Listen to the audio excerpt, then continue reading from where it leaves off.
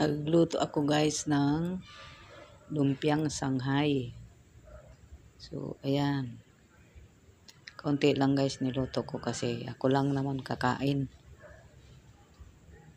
Ayan.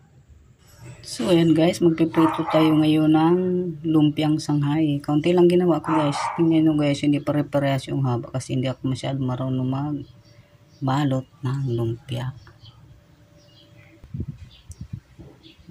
Ayan, pinutol-putol ko na guys para maluto yung loob niyan kasi medyo makapalang kakalagay ko sa loob para maluto yung karne guys.